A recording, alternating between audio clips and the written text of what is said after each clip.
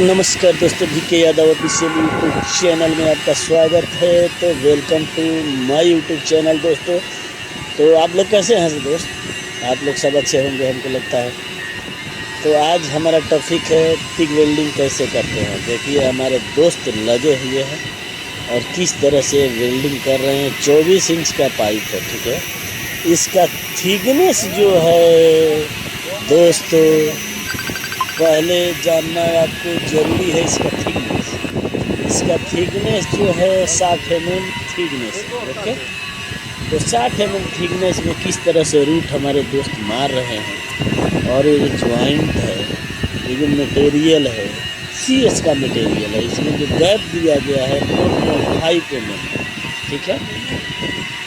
तो जब भी आप वेल्डिंग स्टार्ट करते हैं तो सबसे पहले आपको केयरफुल कहाँ रखना पड़ता है, बॉटम में। देखिए किस तरह से हमारे दोस्त टॉर्च को मूव कर रहे हैं, किस तरीके से वेल्डिंग कर रहे हैं।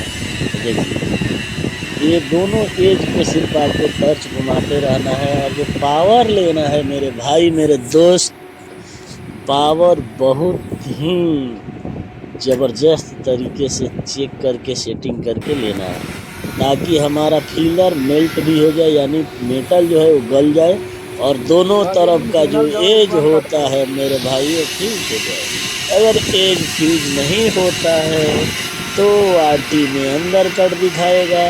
कभी कभी क्या होता है कि एज फ्यूज हो गया, लेकिन जो आपका वेल्डिंग है, जो रूट निकलना चाहिए बाहर, वो रूट दब जाता अंदर, वो रूट जब चला जाता है बाहर, क्योंकि जब हम मारते हैं तो रूट अंदर आना चाहिए तो वो बाहर खींच देता है।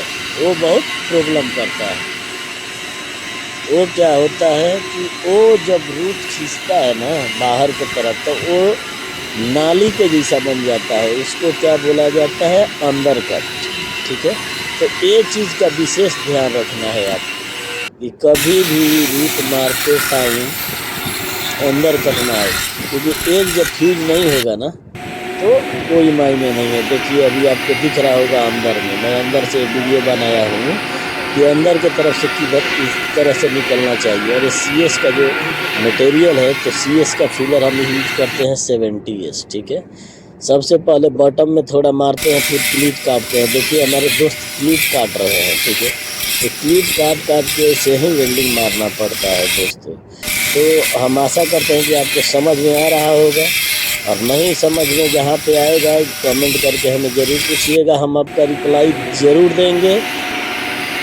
और ये वीडियो कैसा लगा ये हमें ज़रूर बताइएगा। और अगर आप हमारे चैनल पर नए हैं तो चैनल को सब्सक्राइब करिएगा, दोस्त लाइक कीजिएगा, दोस्तों में इस वीडियो को ज़रूर शेयर करिएगा, ताकि आपके दोस्त लोग भी वेल्डर बनना चाहते हैं तो यह हमारे चैनल के माध्यम से वेल्डर बन सकते हैं और कोई प्रॉब्लम नहीं आई इसके लिए। और बेल आइकन दबाना मत भूलिएगा दोस्तों। अगर बेल आइकन यानी कि घंटी अगर दबा दीजिएगा, जैसे ही मैं वीडियो डालूँगा तो क्या बोलेगा, यानी कि वीडियो डाल दिया गया, हम इसको देख सकते हैं। और जितना देखिएगा उतना आपको समझ में आएगा किस तरह से वेल्डिंग किया जाता है, किस तरह से ग्राइंडिंग किया जाता है, किस तरह से टॉर्च को मूव हम करते हैं, कितना हमको फीलर देना रहता है।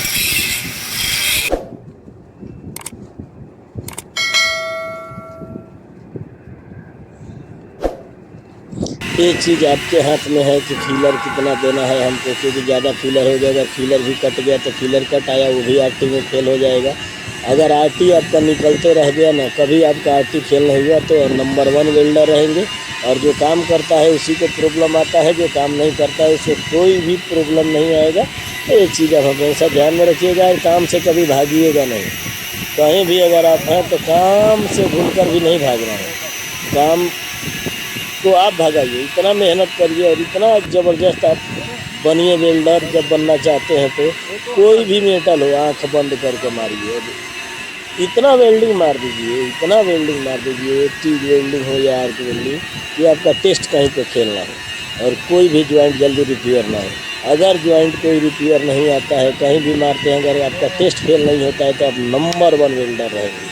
कंपनी आपको या कंपनी के हर आदमी आपका रिस्पेक्ट करेगा। तो रिस्पेक्ट बनाने के लिए सबसे पहले आपको ये चीज़ का ध्यान हमेशा रखना है कि हम जो काम कर रहे हैं हम सर्टिफाइड है कि नहीं। अगर आप सर्टिफाइड हैं हमारे दोस्त मेरे भाई, तो समझिए कि पूरा आदमी सर्टिफाइड है। ठीक है, तो ये चीज़ आपको ध्यान में रखना है, ये चीज़ आपको केयर करना है कि हम किस तरह से वेल्डिंग करें ताकि कोई प्रॉब्लम ना आए। जैसे हमारे दोस्त कर रहे हैं, देखिए हम आपको दिखा रहे हैं, ऐसे ही सिर्फ टॉर्च को हल्का मूव करना है। ये एज से वो एज, यानी कि 4 मिली का हम लोग गैप क्यों देते हैं, होगा ना आपका सवाल। ये भी हो सकता है आपका सवाल कि 4 मिली का ही गैप क्यों देते हैं। तो क्या है, 3 मिली से लेकर 4.5 तक एक्सेप्टेबल है एज पर प्रोसीजर। ठीक है, जो प्रोसीजर होता है उसमें इतना ही एक्सेप्टेड है और इतना ही आप एक्सेप्ट कर सकते हैं, इतना ही आपका गैप एक्सेप्ट होगा और इसी में आपको रूट मारना है। और ज़्यादा थिकनेस में हम इसलिए देते हैं ना कि जब हम नीचे से यानी बॉटम से चालू करते हैं रूट मारना है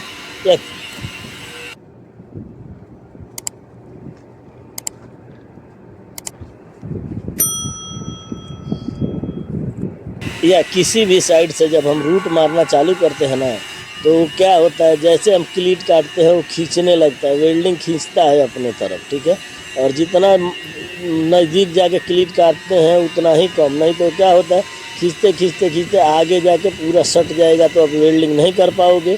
इसीलिए इतना गैप देने के लिए बोला गया है कि इतना गैप एक्सेप्टेबल है, इसके बाद एक्सेप्टेबल नहीं है। तो ये चीज़ आपको हमेशा ध्यान में रखना है, प्रोसीजर हम लोग को फॉलो करना रहता है। इतना ही थिकनेस में कभी कभी क्या होता है कि बोलता है कॉइल बांधो, तो कॉइल बांध के हीट करके उसके बाद मारना पड़ता है। कभी कभी क्या होता है, कहीं कहीं एलपीजी सिलेंडर से हीट करके मारा जाता है। तो जहाँ पे जैसा प्रोसीजर ड्राइंग में मेंशन रहता है ना, वो हिसाब से आदमी